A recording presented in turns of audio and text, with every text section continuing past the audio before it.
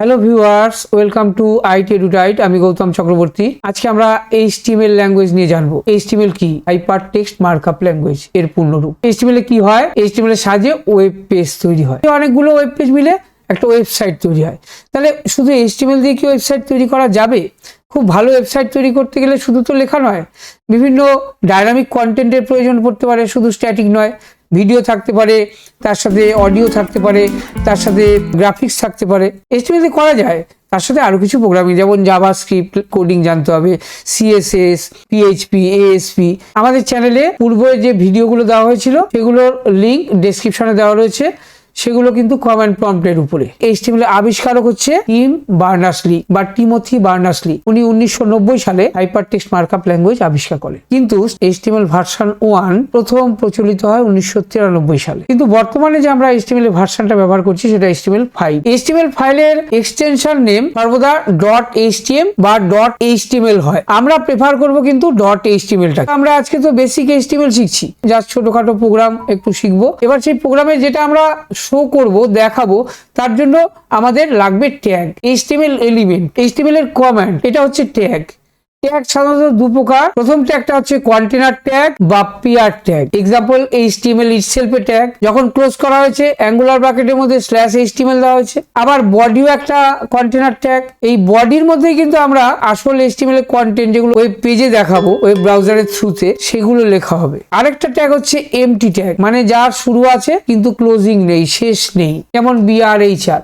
এরকম অসংখ্য ট্যাগ আছে, কন্টেনার বা এমটি ট্যাগ। আমরা এখানে দুটো উদাহরণ দিয়েছি। ট্যাগের যে কিছু অ্যাডিশনাল ইনফরমেশন প্রয়োজন হতে পারে, তার জন্য আমরা ব্যবহার করব কি অ্যাট্রিবিউট। যেমন বডিটা ট্যাগ, এর সাথে বিজি কালার, এখানে আমেরিকান ইংলিশ COLOR ব্যবহার হবে। ব্রিটিশ ইংলিশ এখানে প্রযোজ্য নয়, এখানে আমেরিকান ইংলিশ COLOR লিখতে হবে। বিজি মানে ব্যাকগ্রাউন্ড, এর মধ্যে কোনো স্পেস নেই। বডির পরে কিন্তু একটু স্পেস আছে। এবার ইকুয়াল টু দিয়ে এর ভ্যালু দিয়েছি রেড।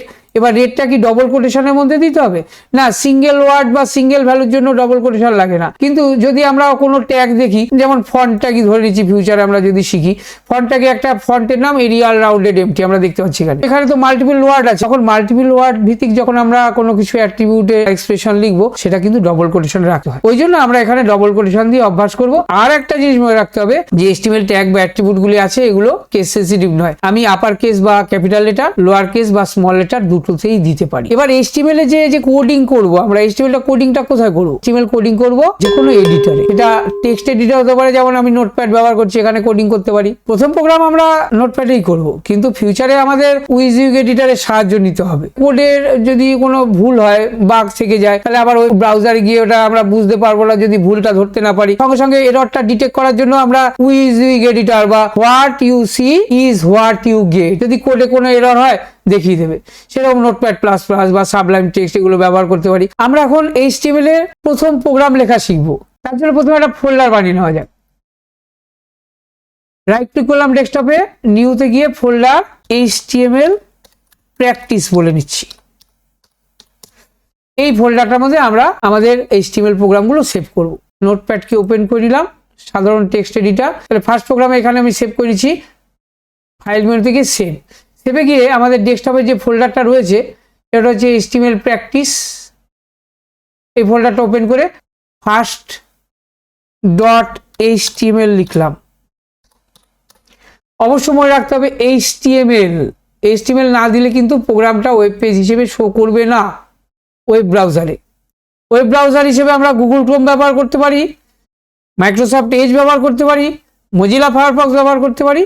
তো আমরা এটাকে সেভ করে নিলাম, কিছু কোডিং এখনো করা হয়নি। ফন্টটা একটু দেখে নেওয়া যাক ফরম্যাট থেকে। ফন্টের সাইজটা 36 আছে, মোটামুটি বোঝা যাবে।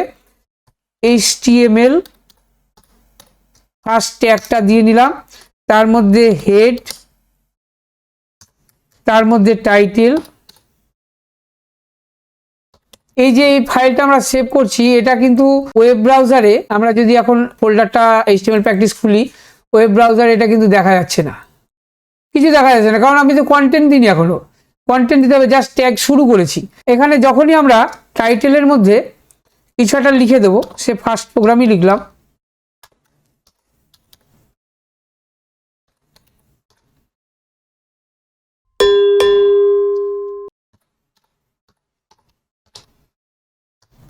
এর মধ্যে হেড শেষ করে দিলাম, হেড ক্লোজ হলো, টাইটেলও ক্লোজ হয়ে গেছে, কন্ট্রোল এস দিয়ে সেভ করে দিতে পারি। ওয়েব ব্রাউজারে কি দেখা যাচ্ছে একটু রিফ্রেশ করে দেখি তো কিছু। ওয়েব ব্রাউজারে ফার্স্ট ট্যাবে কিন্তু ফার্স্ট প্রোগ্রামটা এসছে। এই কোডিং করতে করতে আউটপুটটা দেখা যাক। এবার আমরা মেন ট্যাগ বডি দিচ্ছি, বডি, এই বডির মধ্যে আমরা আমাদের ফার্স্ট প্রোগ্রাম, যে কোনো প্রোগ্রামিং ল্যাঙ্গুয়েজে ফার্স্ট আমরা হ্যালো ওয়ার্ল্ড লিখি না, তো হ্যালো ওয়ার্ল্ড লিখে একটা এক্সক্লামেশন মার্ক দিয়ে দিলাম। এবার আমরা বডি ক্লোজ করে দিলাম ফ্রন্ট স্ল্যাশ বডি দিয়ে অ্যাঙ্গুলার ব্র্যাকেটের মধ্যে। এবার অ্যাঙ্গুলার ব্র্যাকেটের মধ্যে HTML ট্যাগটাকেও ক্লোজ করে দিলাম। এবার ফাইলটাকে যখন সেভ করছি আমরা এবার ওয়েব ব্রাউজারে এসে F5 করে দেখছি একদম ছোট্ট হ্যালো ওয়ার্ল্ড দেখা যাচ্ছে। এটাকে এখান থেকে জুম ইন করে একটু বড় করে নেওয়া যায়, তো আমাদের সেরকম দরকার নেই, আমাদের অন্য উপায় আছে। একটা ব্যাকগ্রাউন্ড কালার যদি দিয়ে দিই, বিজি কালার দিয়ে ব্লু, এবং টেক্সটের কালারটা ব্যবহার করছি হোয়াইট। আমি কিন্তু ডবল কোটেশন মার্ক ব্যবহার করছি। এবার আউটপুটটা দেখা যাক তো, ফাইলটাকে সেভ করে এখানে F5 করে দেখা যাক হ্যালো ওয়ার্ল্ড লেখাটা ব্লু ব্যাকগ্রাউন্ডে হোয়াইট টেক্সট হিসেবে এসছে। এবার বডির আর একটা অ্যাট্রিবিউট টপ মার্জিন আমরা দিয়ে দিলাম এখানে 30, যে টপ মার্জিন 30 দিলাম। এবার এটাকে কন্ট্রোল এস করে সেভ করে এখানে F5 করলে মানে উপর থেকে 30 পিক্সেল নিচে হ্যালো ওয়ার্ল্ড লেখাটা ওয়েব ব্রাউজারের উইন্ডোতে দেখা যাচ্ছে। এবার আমরা এটাকে সেন্টারে আনার জন্য একটা এখানে সেন্টার ট্যাগ যদি প্রয়োগ করি,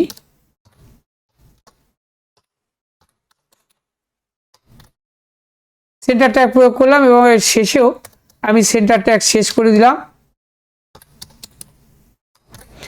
এই যে শেষ করে দিলাম, এটাকে সেভ করলাম, সঙ্গে আমরা ওয়েব ব্রাউজারে গিয়ে যে হ্যালো ওয়ার্ল্ড লেখাটা মিডিলে চলে এসছে। এর সাথে যদি একটু হেডিং ট্যাগ শিখে নেওয়া যেতে পারে প্রথম প্রোগ্রামেই, তাহলে খুব ভালো হবে। ওই জন্য হেডিং ট্যাগ আমরা জানবো।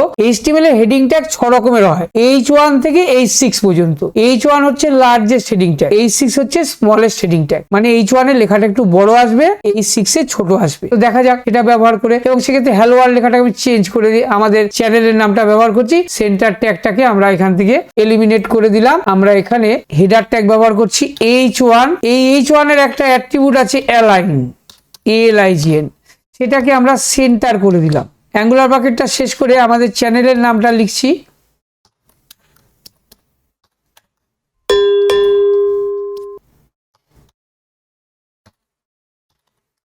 এবার এখানে আমরা যখন আউটপুট হিসেবে দেখব, আমরা দেখতে পাবো আমাদের চ্যানেলের নামটা স্ক্রিনের একদম সেন্টারে চলে এসছে। হেডিং ট্যাগের সাহায্যে H1 দিয়ে এসছে।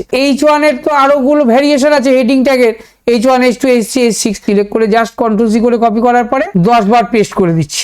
দেখি তো একটু ডিজাইনটা কেমন হয়। H2, H3, H4, H5, H6 আর কয়েকটা পেস্ট করে নিই এখানে। H6 এর পরে আবার H5, H4, 3, 2, 1। এই দিক থেকেও সেভাবে H2, যত বড় হচ্ছে নাম্বার তত হেডিংটা ছোট হবে। হ্যাঁ, সেভাবে দেখা যাক। 4, 5, 6, আবার 5 উল্টো দিক থেকে 4, 3, 2, 1, মানে বড় থেকে ছোট হয়ে আবার বড় হয়ে গেল। কালারটা একটুখানি চেঞ্জ করে নেওয়া যেতে পারে, গ্রিন, আর টেক্সটটা হবে লাইন। সেই কম্বিনেশনটা কেমন লাগে একটু দেখি। এই ফাইলটাকে একটু সেভ করে নিলাম। এবার F5 করে দেখি তো কি হয়। চ্যানেলের নামটা হেডিং স্টাইল দিয়ে বড় থেকে ছোট হয়ে আবার বড় হয়ে গেছে। কালার কম্বিনেশনগুলো খুব সুন্দর সুন্দর চেঞ্জ করা যায়। যেমন আমরা এখানে ব্লু এর সাথে সিয়ান, সেই কালারটাও কিন্তু খুবই অ্যাট্রাকটিভ হতো, এইভাবেও কিন্তু দেখা যাচ্ছে। তাহলে আমরা HTML এর প্রথম প্রোগ্রামটা হ্যালো ওয়ার্ল্ড তো দেখলামই, তার সাথে হেডিং ট্যাগও দেখে নিলাম। আশা করছি HTML বোঝানো গেছে। পাইথনের ভিডিও আসবে, জাভাস্ক্রিপ্ট আসবে, জাভা আসবে, একটু সময় দিতে হবে। চ্যানেলটা সাবস্ক্রাইব করে পাশে থাকার জন্য বিশেষভাবে অনুরোধ রইল। ধন্যবাদ।